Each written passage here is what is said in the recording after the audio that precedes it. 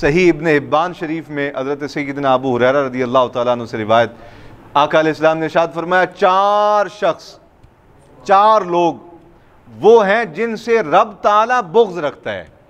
بغض ایسی کیفیت کو کہا جاتا ہے کہ جو کسی لمحے بھی ٹھنڈا نہیں ہوتا۔ غصہ اور چیز ہے اور عداوت اور بغض رکھنا اور چیز ہے۔ آپ دیکھتے ہیں کسی آدمی کو غصہ آتا ہے، کچھ لمحے بعد کوئی ماحول بدلتا ہے، کچھ نئے لوگ آتے ہیں، غصہ ٹھنڈا ہو جاتا ہے، اور جس بندے پہ وہ غضبناک تھا، غصہ تھا، اسے وہ بندہ دوبارہ سامنے آیا تو اسے خود بھی یاد نہیں کہ میں کچھ لمحے پہلے اس سے ناراض تھا۔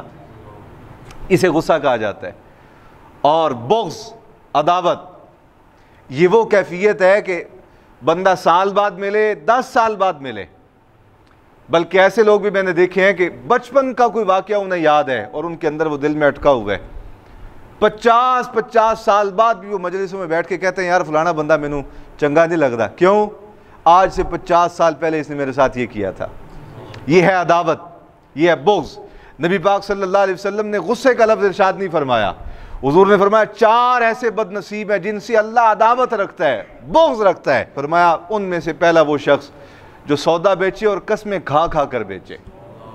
اللہ دی قسمیں اینے دی آئیے، قرآن دی قسمیں این، فلاں دی قسم، مینوں اپنے بچیاں دی قسم، مینوں اپنے سر دی قسم، قسمیں کھا کھا کر سودا بیچے۔ فرمایا یہ وہ بد نصیب ہے کہ اللہ رب العالمین جس سے عداوت رکھتا ہے۔ دوسرا فرمایا متکبر فقیر، مانگنے والا ہے، مانگتا لیکن تکبر بڑا ہے اس میں۔ کوئی آدمی کہے جی میرے پاس اس وقت وسائل نہیں ہے تو گالیاں دینے لگ جاتا ہے، بک بک کرنے لگ جاتا ہے فقیر۔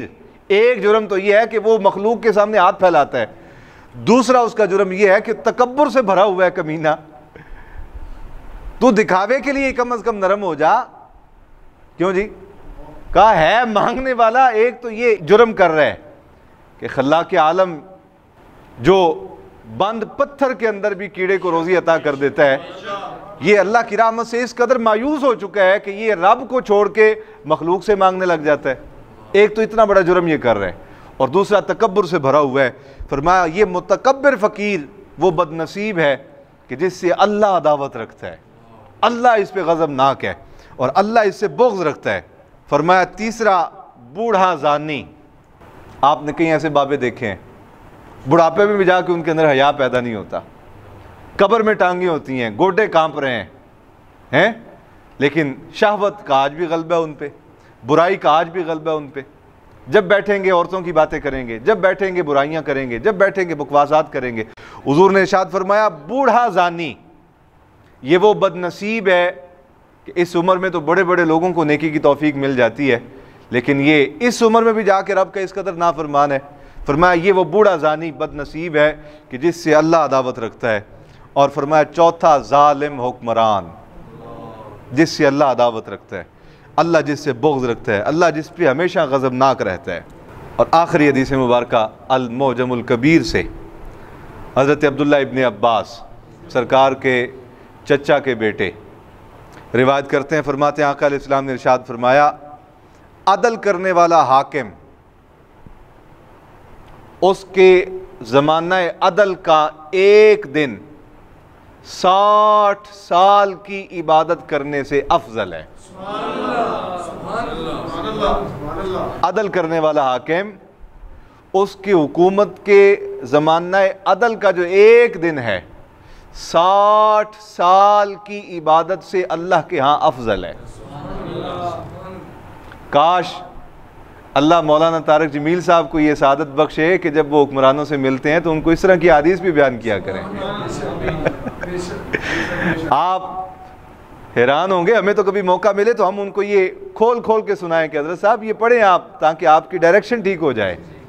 تو فرمایا عدل کرنے والا حکمران اس کے حاکمیت کے زمانہ عدل کا ایک دن اللہ کے ہاں 60 سال کی عبادت سے افضل ہے۔ اور فرمایا زمین پر اللہ کی حدوں میں سے حد قائم کرنا۔ حد کیا ہے؟ زنا کرے سنسار کر دیا جائے، چوری کرے جو شرعی حد ہے اس حد سے تجاوز کر کے ہاتھ کاٹ دیا جائے، کسی کو قتل کرے بدلے میں قتل کر دیا جائے، جس کا کسی کو چپیڑ مارے بدلے میں اسے چپیڑ ماری جائے۔ یہ اللہ کی حدیں ہیں۔ فرمایا زمین پر اللہ کی ایک حد، اللہ کی حدوں میں سے ایک حد نافذ کرنا، قائم کرنا، فرمایا اس زمین پر 40 دن مسلسل بارش ہوتے رہنے سے زیادہ زمین کو نفع دیتی ہے۔ یعنی زمین خشک زمین ہو جی، اس پر بارش برسے اور 40 دن تک برستی رہے، تو آپ اندازہ کریں کہ وہ کتنا سبزہ اگائے گی، کہ اس کی تہوں تک جو ہے وہ پانی سرایت کر جائے گا۔ فرمایا خشک زمین پر 40 دن بارش ہوتی رہے، اس زمین کو اتنا فائدہ نہیں دے گی جتنا زمین پر اللہ کی حدوں میں سے صرف ایک حد کو قائم کر دیا جائے تو وہ زمین کے لیے نفع بخش ہے۔ اس لیے میں کہا کرتا ہوں بیلیو دعا کیتا کرو ہمیشہ کہ یا اللہ ساڑھے ملک وچ رسول اللہ دا نظام آ جائے، سارے مسائل کا حل صرف رسول اللہ کا دین ہے، بس قرآن کا نظام ہے، بس اس سے نیچے نیچے جب تک، میں نے آپ کے سامنے حدیث پاک بیان کر دی، حضور نے فرمایا اللہ اس قوم کو پاک ہی نہیں کرتا جس قوم میں رب کا نظام نافذ نہیں۔ رب کا نظام کیا ہے کہ حق غریب کا ہے اور تگڑے نے کھا لیا ہے تو کچھ بھی ہو اسے لے کر واپس دینا ہے۔